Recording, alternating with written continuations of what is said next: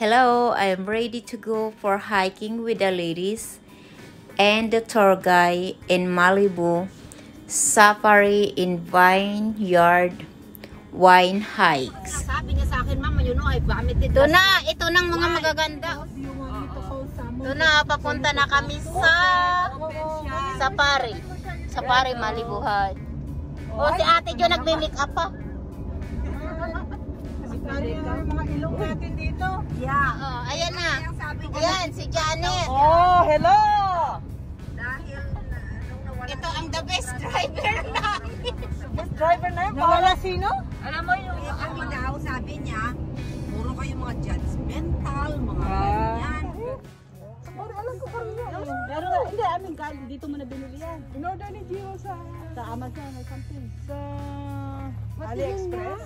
May papalang sa anong gusto. Oh, that's nice. So, okay lang yung ano mo. Oh. There is the winery.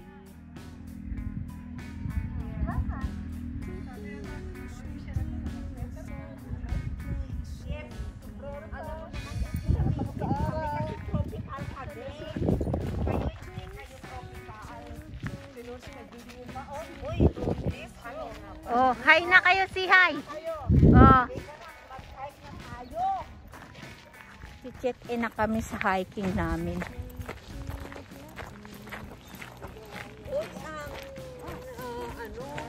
Pati rin. Bigyan mo kami ng bayabas mo. Ay, wala na. Yung balat.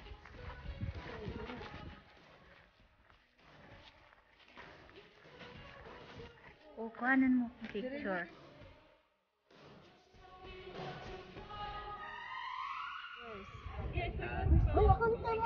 Oh, dali. Doon ka. Video naman yan, Lutis. Hindi, nakaka-picture din siya. Oh, dali. Ayan, ilang picture gusto nyo? Andun na. Oh my goodness. Ebidensya tayo, oh. Kaya pala hindi kasama si Vineyard kasi gano'n. Nakita mo yan, Lutis, ha? Ay, 24 hours a day yan. ito na. Ayan. Exactly. Ganin din sa akin. Ano na, retired na. Diyos ko. Where you going? Napaka-sweet pa naman nila. Ayan, Winery. oh. Ano, ah? Winery hike. Patay tayo niyan, Virgil.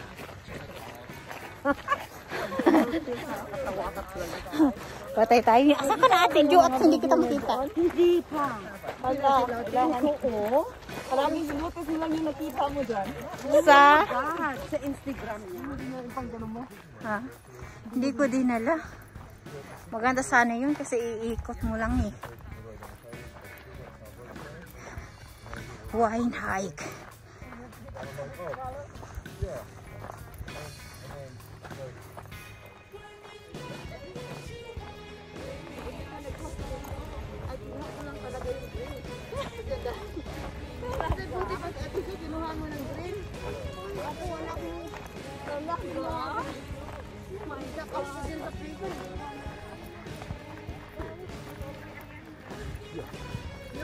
Yun. Oo. Yung forming rock, oh.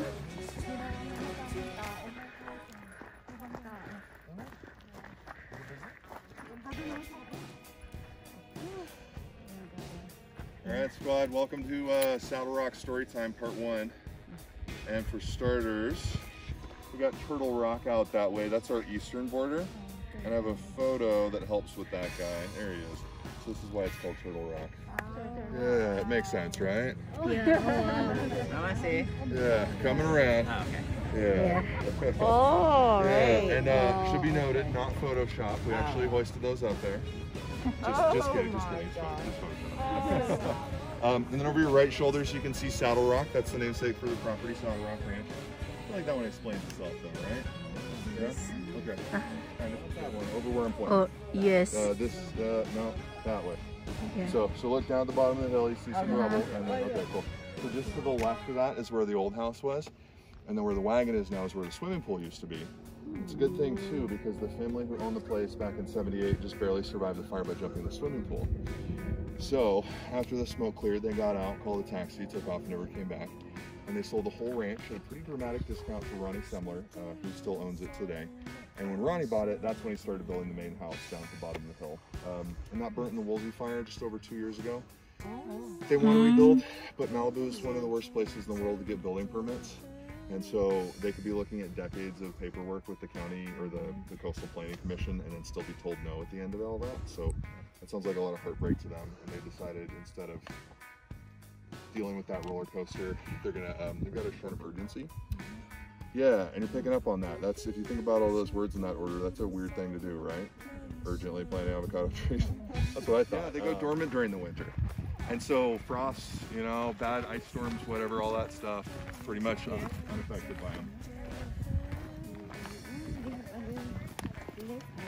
They even have a boat. Kind of. We dug it out a little bit. Yeah. Maybe it's mine. Whichever row they're tied to. And we put them out when the grapes start to swim. When did the grapes come? So start seeing actually weird things. We're getting a second. Are you okay? Yeah. Doesn't count if the butt doesn't I just touch the fixed ground. my hair. Yeah. Yeah. So smooth.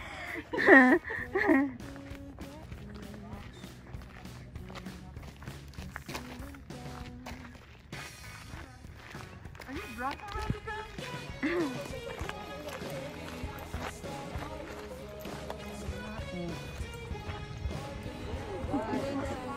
Yeah. So this Bigyan mo sa atin yung kapag. and this is that's a small place. That one's good for about 125 people. So best views on the ranch or wedding venues. I'm sure there's people up there. Normally they rent the weekend and end up walking it overflow. And I heard there was a photo request. Get hold of them. Yan sa. Kaya ayaw mo palang dalhin, ha? Ha, may bisi. Kami di mo na. Kami ba? O doon sa likod? Ako. Ay, nag-live talaga yung ano ko, ha? Rote. Kaya pala, nirituki lang yan ng sarili niya. Ay, sige, i-video mo yung nagre-reklamo. Ito, para mga animit. Ang galing namin ba? Pinatawa mo ko, Lotes. Kaya nga, kailangan ready ka nito. Oh my God. Eh, si Ate Jo laging ready, oh, naka-glitters. Kumikinang, oh. Coastal Planning Commission said after the fire, they were like, hey, we know that we take a long time to give people approvals. So if you're trying to rebuild the exact same house that you had before, instead of 7 years, if everything goes perfectly, which it never does, we'll make it 5. Just ask for it. Afford nyo na yung incident ko na.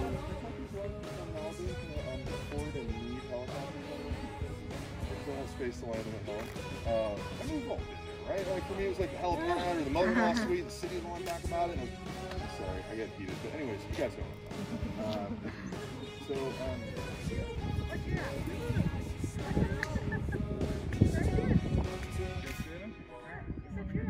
Yeah, come. Yeah, Rosie, you might be in the trees. Come on over here. There you go. Yeah, you see him? Yeah, go. Get that giraffe. There he is. That's our boy. But there's giraffes. That was a little horsey drama going. Yeah. So giraffes don't have vocal cords. They can do kind of this low grunting sound that's documented a few times, but generally they don't get it. And that's Stanley. He's a retired child actor. He's best known for his role in The Hangover 3. And in his big scene, I put him in the back of the truck driving an overpass. No, he's okay. Obviously, yeah. Actually, speaking of stunt giraffes, Southern California, come find yourself on sets. And if you're feeling awkward, you can stunt giraffe. Generally, stunt giraffe, usually wearing like cowboy boots and an embroidered jacket with a dragon or something crazy. They like to stand out. Motorcycles too, that kind of thing. So, yeah, I imagine that'll be useful for all of us at some point. But yeah, his big scene with the decapitation was actually a joke on his impending retirement, which is coming right up. The writers heard about the retirement and oh man, we gotta get that in there. And so he retired. Nakaano siya eh.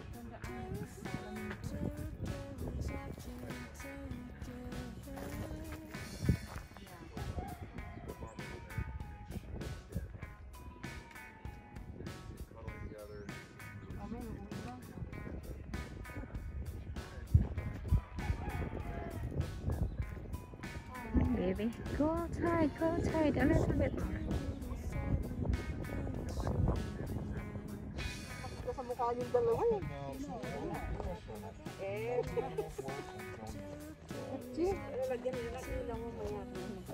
Si Robis lang nag-edit. Yeah, oo. But like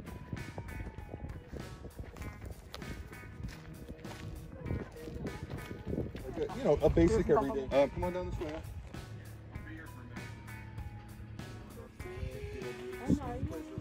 But you know, it's locked, so we'll probably never really know for sure. Wow. Wow. I mean, that's Wow. yeah, I know, man. Wow. It's really loud. It is, yeah. And that's the beautiful thing about it. Right? Like, doesn't go anywhere. It's too warm, so they're just continuing to produce fruit. Yeah, it's a little disconcerting. Naku, patay, hindi ako makaakyat niyan. Gusto mo picture at video aakyat yung talaga. Naku, hindi ko makailangan magpaano. Mag-selfie na tayo dito ha. Yeah. Yeah, and they're really mellow most of the time, but it's a hot, right? Oh my God. Pwede akong tumira dito. The family did, so when one of the mamas was producing more milk than she needed for her baby one year. Yeah, what was that? Look at these three bros. Oh yeah, this is actually a really good view of them. We'll kind of see their butts later if we keep going. So that is the expecting couple. It's her first. I can't speak for him because he came from a different property. He's old. He's about 7 years old, so he might have had a few kiddos before that. But it's her first, and she was born and raised here on the ranch, so we're all excited to see her become a mom for the first time. And so his name, I think he is, I have a little hard time calling from this distance. I think he's the one closer to us. His dad's name is Marty, aka Justin Zebra of the Zebes. And then the little girl, our Malibu princess, is Kendaji, also known as Catherine Zebra Jones. Catherine Zeta Jones. Marty, no exception, name a body part, you can find it. Yeah. Handful. Is their skin striped or is that just their fur? It's their fur. They actually have black skin underneath. Oh wow. Yeah, and then you'll also notice is one of our Jersey cows. Her name is Snoopy, of course. And then that's her baby over there. That's little Oh my God. Yeah. Dear. 2 weeks old. Pumpkin. Everybody, the Aunties love her. The zebras really like her, so they just want to say hi about her. It's just really hard to find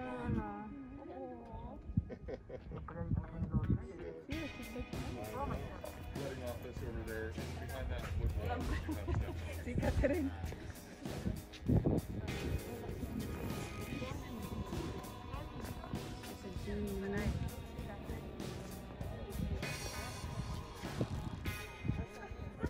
Wow, I like it.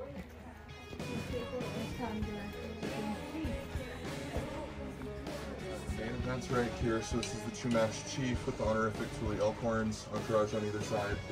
And these are 4 conquistadors on horseback. And the cave's unique in the subject matter. It's the only known native documentation of first contact between the two-match and the Spanish Portola expedition. And the whole valley out here that we're walking around is a sacred meeting ground for the two-match. Cave was important for them, and this was important.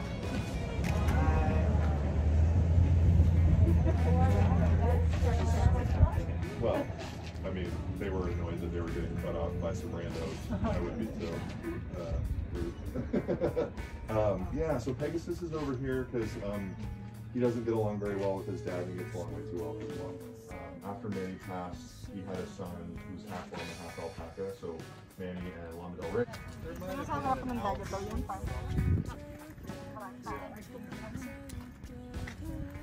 But the problem is the tolerance, right? Sure. Also known as asses. So that's Aspen Kutcher and Mila Kunas. And they're wearing bug masks. You'll see some of the other animals with that. It's a mesh, they can see through it, but it keeps the flies out of their eyes. Yeah. Yeah. For the next few animals, make sure you guys stay on the road. They can get a little territorial if people too close to the fence. Oh yeah, so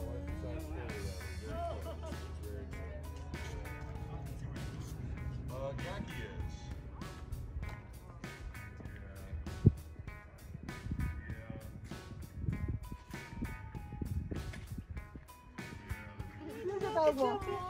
Sige, bilisan mo. Bilis. Ayan, yan. Ayan. Oh, good. Good. You guys see the passion fruit there on the fence? Yes. Yeah, it wasn't hot enough this summer, believe it or not, to get much fruit from them actually. It was kind of weird. A little frustrating. Yeah. And then, friends, if y'all want to pick a little green leaf from this guy, this is one of my favorite scents. This is black sage. So I like to grab a leaf, kind of roll it up, get the oils going, and then I'll drop it in my mask. Helps cut down on Taco Bell smell. So yeah, give that a whiff. It's black sage, also known as cowboy cologne.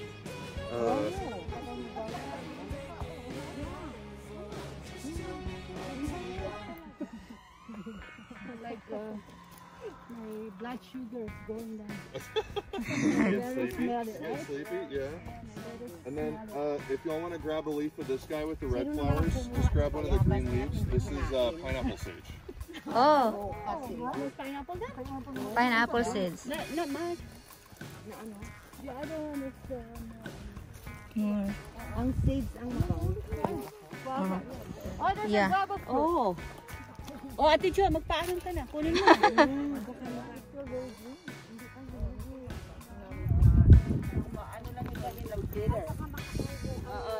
Anybody recognize this flower? Sunflower. No, it's something else. I bet it's actually one of these guys. You recognize this? Artichoke? Artichoke, yeah. So this is what happens if you don't eat an artichoke. They bloom, and you get these beautiful purple, you know, it's dead now, of course, but they turn these beautiful purple, fluffy, kind of thistle flowers. Yeah, so these probably enjoy them with some aioli. Kamatis. Yeah, me too. Kamatis. Green. Flowers. Mas gusto ko flowers. Yeah, flowers you can. Pero yan, may bunga, masarap mamita. Relaxation.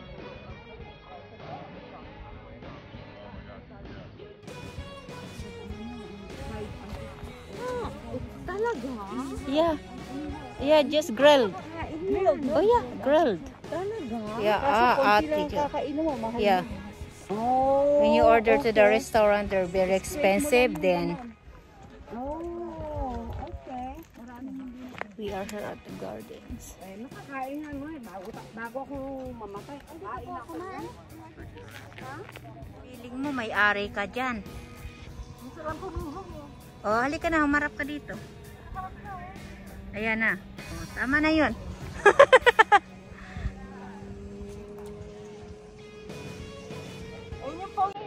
Here is the Malibu hike. Malibu Wine and Safari.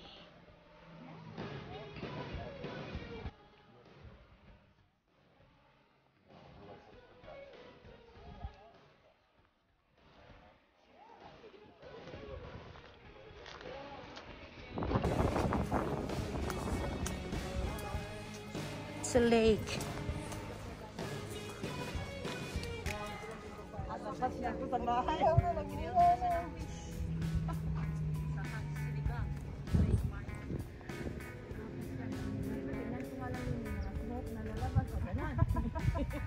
Nagluluto doon.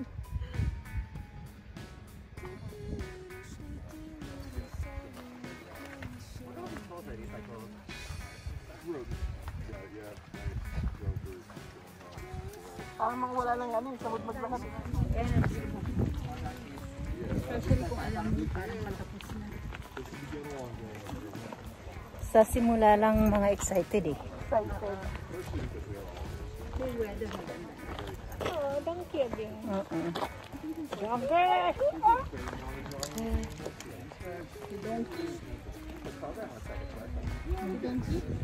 Yeah, we're good there.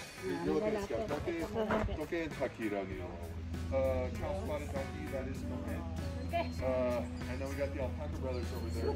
I like this one. So that is closest to us, Fox Report. And then we got weird alpaca over there. Oh, funny story about donkey. I introduced her to a group with a Korean native speaker and she flipped out. She's like, oh my god, you call me donkey? I was like, yeah. I was like, do you know what it means? I was being salty and I was like, yeah, it's Scottish for donkey, duh. She goes, no, it means poopy puppy. And I was like, what? So she only gave me half the story. Apparently, Wala, sige, kanya-kanya yung tingala. Hindi ng donkey nakaharap sa akin. Hi! Sigurado ka sa'yo nagkaharap. Ay!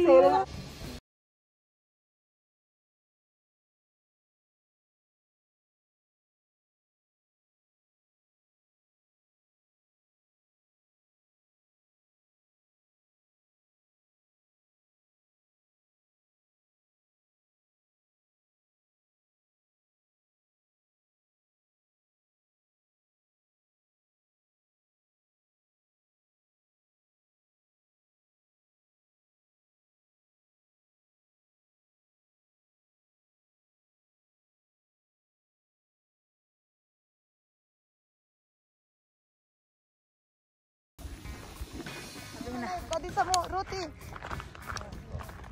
Ang picture dun sa ano? We like the background.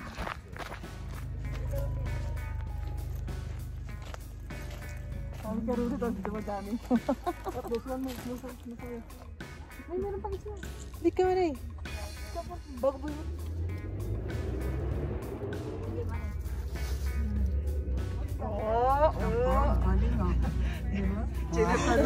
Changes colors in the fall, and so like this guy is a good example too. Red and yellow, watch out for those. And then third rule, it's more relevant in the spring, early summer, which is if it's shiny, watch your hiney. There's oil on the leaves that causes the itching, and they've got dust now, so they're a little more matted. But earlier in the year, that's evident.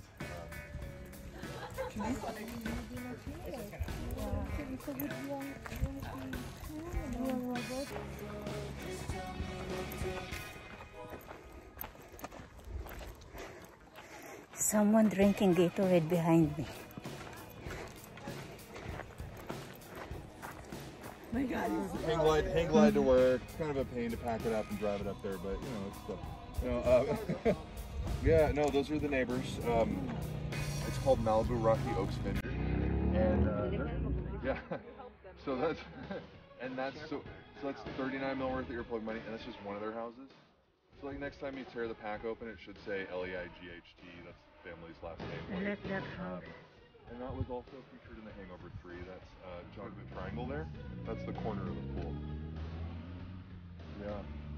And we got Turtle Rock.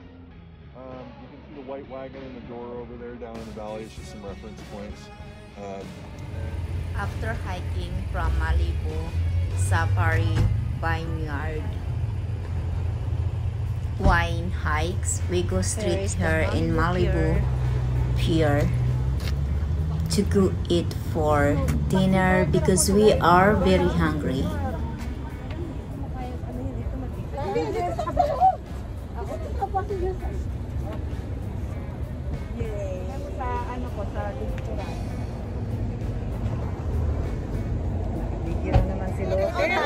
Oh, lumabas ang ulo mo. Oh. Yan? Kasi kahit naka-video yan, nagpipicture. Ayun. Cheers. Cheers! Kailangan pakita ko yung Malibu. Time to eat at Malibu Farm Restaurant.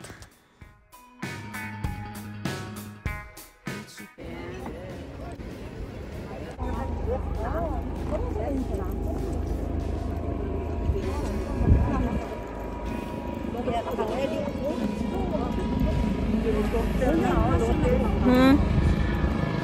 Oh, hindi ko makita kasi naka-selfie ako. Pag nilagay mo, hindi yung ikaw. Yung kanya. Gusto nyo malaman yung ano. Pag sida naman, hindi ilagay mo sa mukha mo. Kasi, Oh, ayun na may yung moon. Kunan yung moon. Ayun, oh. Wow.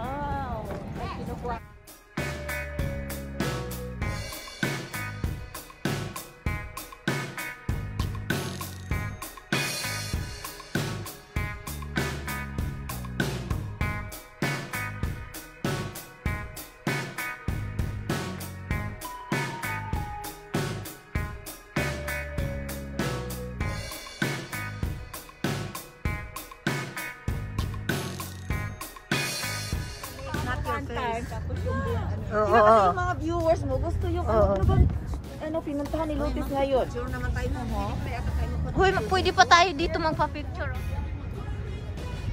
Oh, mukha mo naman yung Lotus. Hindi mukha ni snowman. There's this snowman here.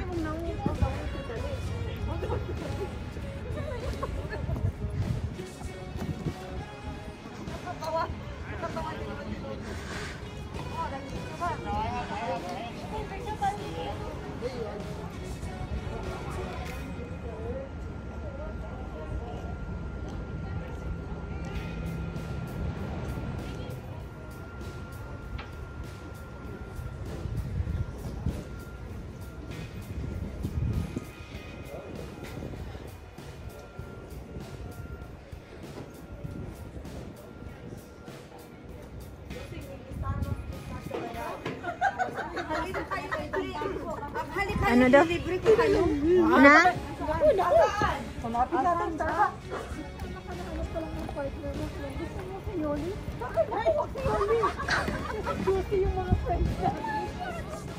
Ay, Diyos ko, day. Wag na, parang awa mo na. Sab... Drinks niya, talagang lilipat ako ng upuan.